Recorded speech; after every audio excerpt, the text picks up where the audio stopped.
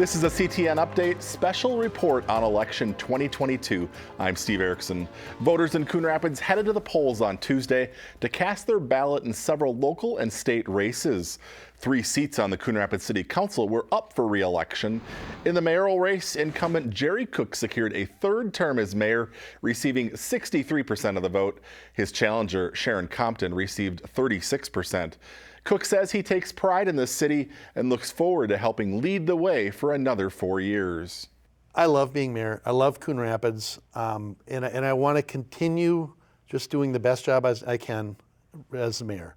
I try and represent the city at events, when I meet with new businesses, when I've been the president of the North Metro Mayors for 4 years. And it's all about, I think, bringing Coon Rapids out front and center. Turning to the race for City Council in Ward 3, Sean Novak came out on top with 52% of the vote. Pablo Hernandez Jr., who was appointed to that seat 1 year ago, received 47% of the vote. Novak, who's run for City Council before, says he's happy to finally get to serve. Going all the way back, my parents were very socially active in this city. And that's where I grew up. That's how I grew up. They were giving to the city left and right to the day they died. And the fact that I'm now able to do that at this level, it hasn't really sunk in yet, but it's heartwarming. Moving to the City Council race in Ward 5, another new face has been elected. Brian Armstrong received 71% of the vote, while Jonathan Housechild got 29%. That seat was open due to Brad Johnson running for county attorney. Armstrong is no stranger to the city, having been a volunteer police reserve officer for many years. There's a lot of inner workings to how the city operates, and a lot of stuff you don't see either in the council meetings or day to day. And on the campaign trail, I met a lot of very, very interesting people, and a lot of people have a lot of ideas. So I'm going to have my work cut out for me. Moving now to the Anoka County races, all 7 seats on the county board were up for re-election due to redistricting. In District 1, incumbent Matt Look retained his seat with 66% of the vote. Kevin Landry, who dropped out of the race but his name still appeared on the ballot, got 33%. In District 2, incumbent Julie Brostad ran unopposed and easily retains her seat for another term. In District 3, incumbent Jeff Reinert received 57% of the vote, staving off a challenge by Cindy Hansen, who got 42%. In District 4, County Board Chair Scott Schulte easily defeated his challenger Raymond Zoran, who received 27% of the vote. Moving to District 5, a closer one, incumbent Mike Gamache will retain his seat after capturing 53% of the vote. Tracy Strombeck received 46%. In District 6, Blaine City Council member Julie Jepson will take over the seat being vacated by Robin West after getting 56% of the vote.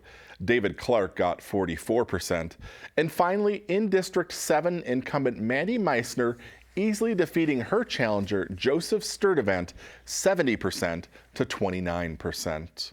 Moving now to a big race a lot of people were watching Tuesday night, the open seat for county sheriff with the upcoming retirement of James Stewart. It was a close one, but in the end, former Coon Rapids Police Chief Brad Wise defeated Anoka County Sheriff Commander Paul Lensmeyer 51% to 48%. It was a hard-fought campaign for both veteran law enforcement officers. We spoke with Wise just moments after the final results came in.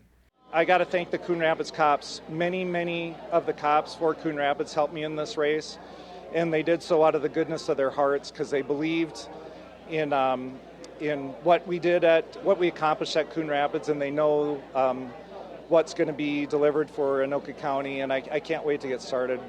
Turning now to the other big county race, current Coon Rapids City Council member Brad Johnson received an overwhelming 64% of the vote and will become the next Anoka County attorney.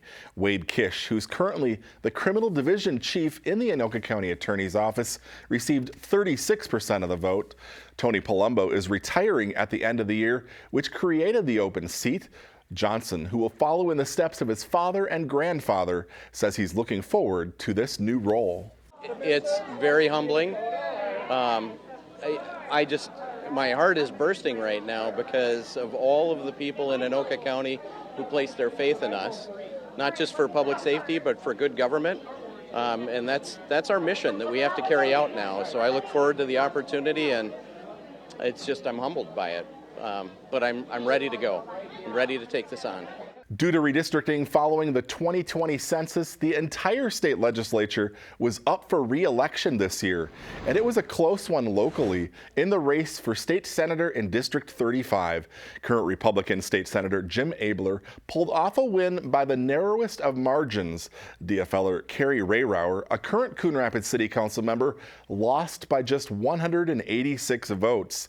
In the state representative race in District 35A, two familiar faces in the state house that went head-to-head due to redistricting.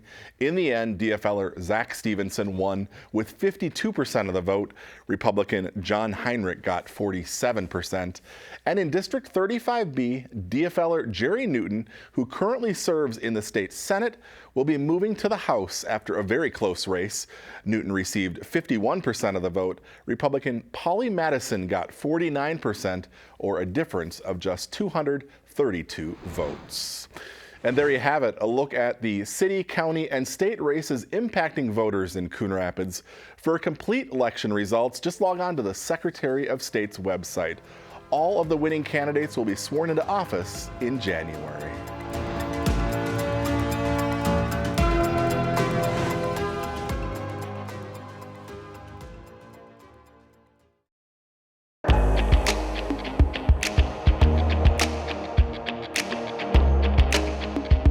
Those festive light displays are beginning to pop up around the city, and your efforts could earn you a little green. The Coon Rapids Arts Commission is currently accepting entries for the 2022 Holiday Lighting Contest. There are two categories, one for moving light displays and one for non-moving displays. Cash prizes of up to $100 will be awarded. Judging is based on overall impact, visual appeal, creativity, and variety. The deadline to enter is Friday, December 2nd at noon. For more information or an entry form, just log on to the city's website, coonrapidsmn.gov.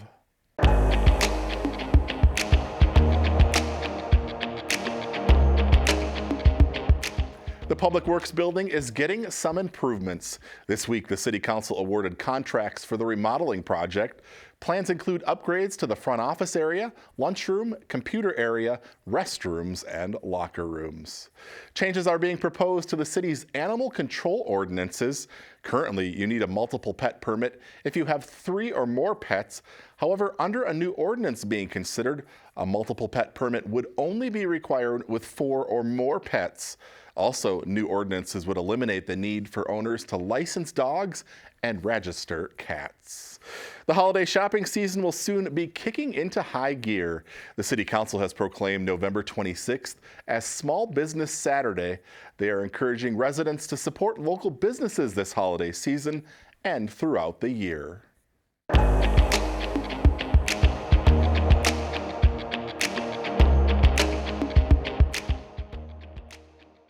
It's just really helped me find that passion in creating stuff and designing. Senior Aaron Casey spoke before a group of local industry leaders about his experience in the engineering program at Coon Rapids High School. It's one of 3 programs which uses curriculum written by Project Lead the Way. For this class, you're doing a lot of the research on your own. The nonprofit organization develops STEM curriculum in science, technology, engineering, and math for schools across the nation. Is there an activity or a specific project you worked on that really stands out? Project Lead the Way President and CEO David Demet was joined by others to see the curriculum in action. The adrenaline wouldn't be as high, but the blood cortisol would still have a significant enough difference. In the Biomedical Innovations class, students use what they've learned about design and statistics. So they're applying that knowledge to designing their own research question and designing a study to test something about human physiology or human psychology. In the Computer Integrated Manufacturing classroom, students design their projects in 3D modeling and use a flowchart. What you're looking at here is an AGV, or an automated guided vehicle. Our whole purpose is to be able to follow a line on the ground. It's possible to live with it, but it's really rare. In the medical interventions class, students work as genetic counselors while they research a genetic disorder. We really do try to have all the careers, because kids are like, I want to be a doctor, I want to be a nurse. And so we're trying to show them, this is an example of a job where you don't have to be a doctor or a nurse. Project Lead the Way, showcasing student learning today as they prepare for the STEM careers of the future. It's such a great opportunity for us to share what we're doing and kind of show off our students that we're so proud of. If you'd like to learn more, the Coon Rapids High School Center for Biomedical Sciences and Engineering program will host an information night on Tuesday, December 6th at 6:30 p.m. in the school auditorium.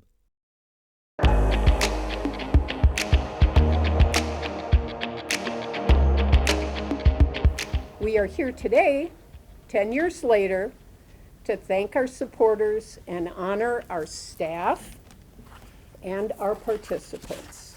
A special celebration inside the Anoka County Courthouse this month as Anoka County Veterans Court marked a decade of accountability and compassion. My name is Jenny Walker Jasper. I've been at the Veterans Treatment Court from the beginning. Clearly the most important thing I've ever done in my 21 years on the bench. Sentence of law judgment of this court, they will stay adjudication of guilt, place you on supervised probation for a period of up to 5 years. On the following CTN did a profile on the Veterans Court back in 2017 when the court was celebrating 5 years in operation. Just like civilian court, there's a judge, prosecutors, and defense attorneys, but punishment is replaced with rehabilitation.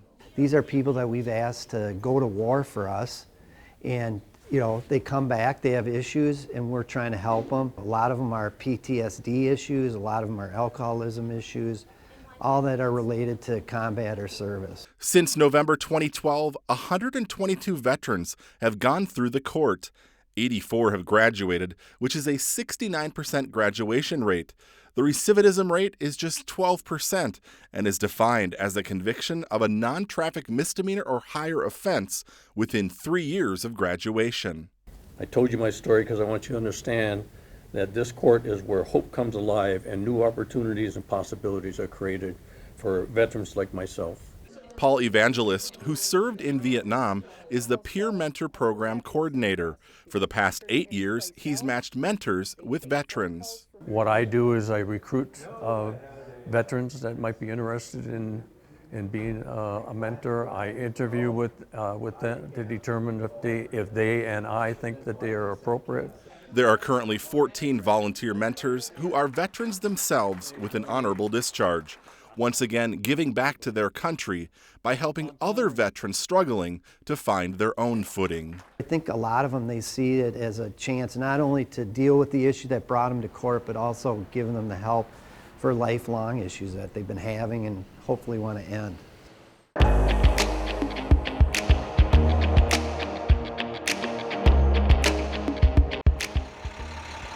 Good morning, happy to see you.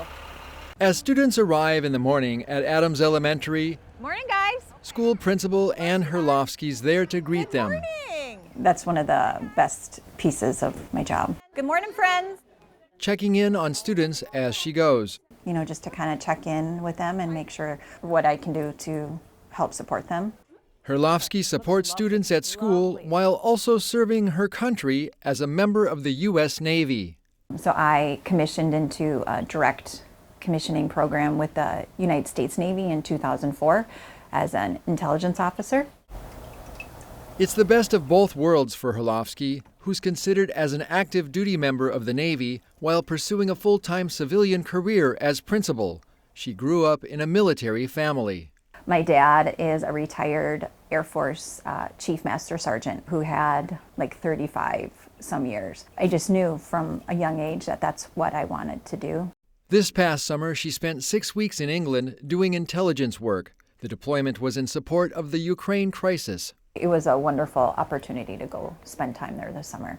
And I'm fortunate that the school district is very accommodating. While Herlofsky was in England, she received a promotion.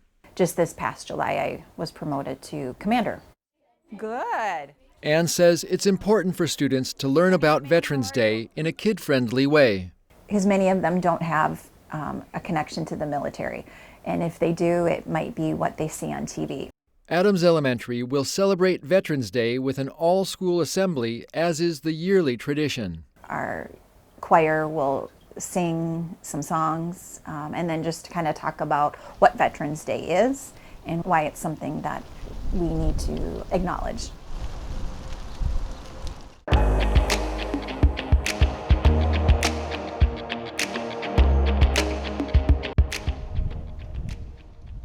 We've been seeing a lot more RSV than usual. At the Alina Clinic in Ramsey, pediatrician Dr. Eric Barth says he's seen more cases of respiratory syncytial virus in his patients. Patients are presenting with fever, cough, congestion, runny nose, headache, those types of symptoms, and it's really hard to know whether we're dealing with COVID or influenza or RSV. According to the Minnesota Department of Health, the number of patients hospitalized with RSV in the Twin Cities jumped this past week. The line in dark blue shows 75% are infants less than 1 year old. Right now, the hospitals are full of patients with RSV. So the children's hospitals in particular have very low capacity, and they're operating a lot of times with limited staffing, which makes it even more challenging. Typically, most children have been exposed to RSV by the age of 2. There are no vaccines for it. Doctors say the COVID-19 lockdown likely had a detrimental effect. Now we've got kids who, again, have not had exposure to these viruses over the last couple of years, and now that we're returning to more normal activities, now they're getting hit with these viruses, and it's hitting them pretty hard. To protect ourselves, we need to cover our cough and wash hands frequently. Doctors with young patients are bracing themselves for the cold and flu season with a triple threat of influenza, COVID, and RSV.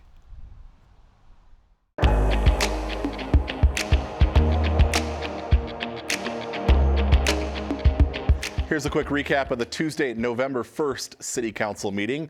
The meeting started off by recognizing 3 promotions within the Coon Rapids Police Department. I, Adam Jacobson, do solemnly swear that I will support the Constitution of the United States. that I will support the Constitution of the United States. Adam Jacobson was recently promoted to Captain of Professional Standards. He was hired as a patrol officer in 2005 and has served as a detective and a patrol sergeant. Interna Kim and Dan Freiberg are the newest sergeants on the police force.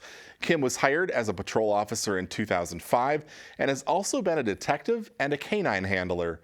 Freiberg started as a police officer in 2012 and most recently worked at the department's retail substation at Riverdale. Congratulations to all 3 men. Despite our mild fall weather, we all know winter is on the way. A reminder that winter parking restrictions are now in effect until April 1st. That means no parking on city streets between 2 and 6 a.m. and also after a snowfall of 3 or more inches until the street has been plowed curb to curb.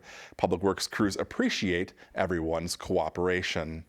2 Coon Rapids roadways will see year-round parking restrictions following action by the City Council this week. Parking is now banned on the east side of 125th Lane, which is located just north of Main Street and west of Shenandoah Boulevard. Another new ordinance bans parking on the south side of Mississippi Boulevard by the Mississippi River Regional Trail near Uplander Street. City officials hope the change will eliminate site obstructions and increase safety for pedestrians who use the trail. And that's a quick recap of the November 1st City Council meeting. As always, you can find the full meetings on cable or the CTN Coon Rapids YouTube channel.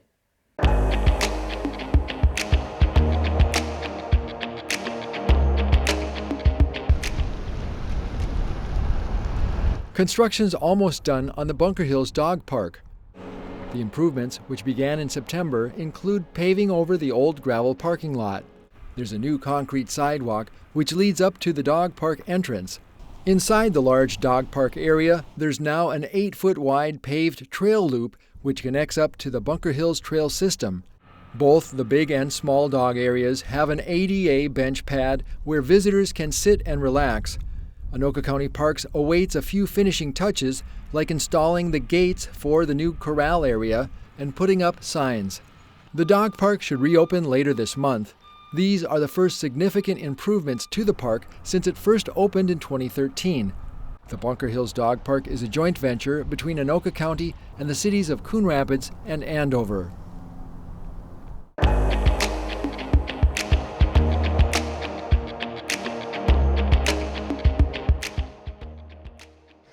Ready? 1, 2, down, up, squeeze. A nonprofit business that caters to youth interested in cheerleading celebrated its first anniversary this summer. 7, 8, 1, 2, 3, 4, 5, 6, 7, 8, up 1. AMP Athletics moved into its new home in the spring of 2021 and was up and running that summer. We moved in the middle of the pandemic, so that was definitely interesting. It definitely had its own little set of challenges on top of just starting an organization to begin with. The community came out and really gave us the support, and the interest was there, and it's just been growing ever since. Pike, 5, 6, 7, 8, 1, 2, 3, 4, 5, 6, turn 7, 8. AMP offers weekly classes for kids ranging in age from 18 months to 18 years. They also offer competitive teams at certain times of the year, along with clinics, camps, and open gyms. And the first thing they ask is, how young is too young? I'm like, if they can stand, I can work with them. Nice. Hammock grew up doing gymnastics and switched to cheerleading in college. What started as a part-time gig 2 years after college turned into a full-time job this year when she became program director. I really enjoy it. It's a lot of fun. AMP's mission is to provide the highest quality instruction at an affordable price. The nonprofit is governed by a volunteer board of directors, and day-to-day operations are run by an administrative team. In addition to program fees and fundraising efforts, they rely on donations to keep the doors open. It's been really nice because I think for a lot of the athletes that come in and maybe dance hasn't been their thing, gymnastics isn't quite their thing, this is a really good medley of the two. And so they feel like they have a place, they feel like they have a sport that fits them, and you can just see them light up when they come in. It's awesome.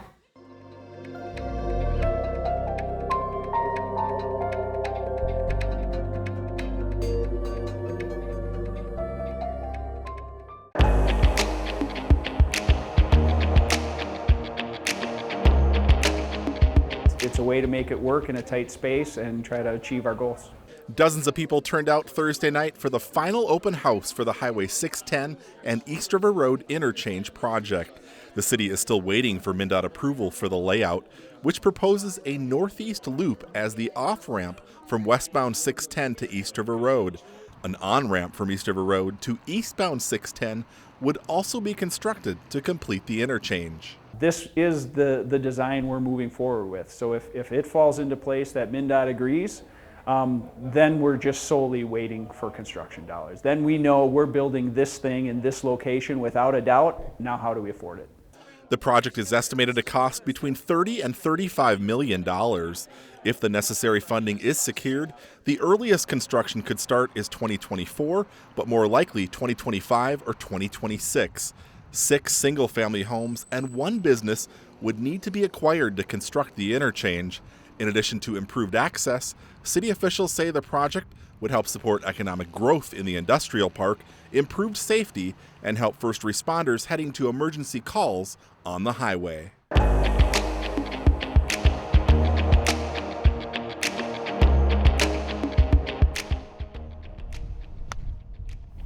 Let's see a little bit more of the angling down of that club face. GolfTech started its golf instruction operations at Bunker Hills back in 2013. Now, for the first time, the center's getting a remodel. It's nice to have a bit of a brand refresh and get us up to date. As you enter the building, you'll notice the new carpet on the floor for golfers who want to work on their short game. And we're now going to have indoor putting green, which is great for our putting lessons, so we can showcase some of our putting technology now. The 2 bays have also been updated with new carpet. We used to have like a black rubber flooring, which was a bit problematic. In addition to the new flooring, they've installed LED can lighting, which is meant to enhance the 3D technology used by GolfTech. The clarity of the images should be a little bit better with the new lighting, plus the addition of the black carpet. In the lobby, there's still more work which needs to be done. GolfTech hopes the reopening of the center will be just a couple of weeks away. Our days are numbered outdoors, so it'll be really fun to get back inside and get back to work with all of our students who are eagerly anticipating the reopening.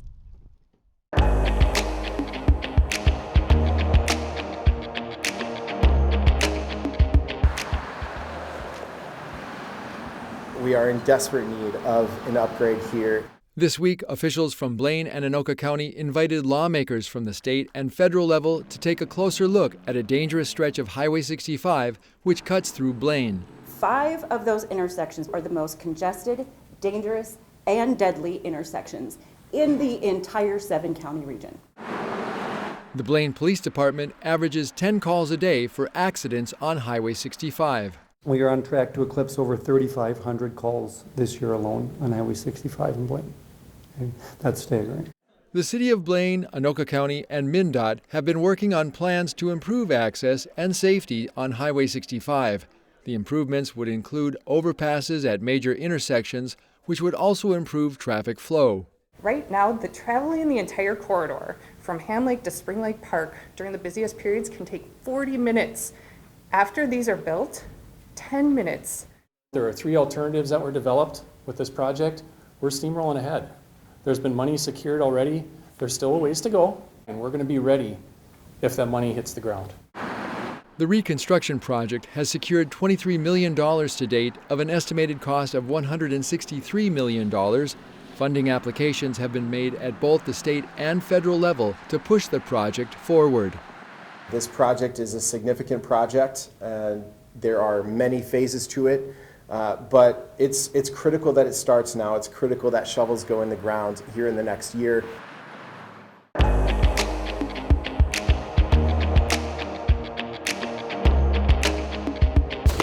New home, lots of cardboard. Judy Watkey is a frequent visitor to the Coon Rapids Recycling Center. I've been coming to the recycling center since the beginning. In fact, 2 decades ago, during her first visit to the recycling center, she was featured in an article and photo in the Star Tribune. This is the jacket I was wearing then. I'm somebody who doesn't like to throw things away. Judy isn't the only one who's conscientious about what ends up in the garbage. Plenty of local residents and small businesses use the recycling center, which is now in the midst of a big expansion project that will continue into spring. If you don't need to come in and it's a little crazy and busy in here, it's going to be easier for you to park outside and enter through the side gates. Carts are available for those who need them, and you can still drive into the center if you have big, bulky items.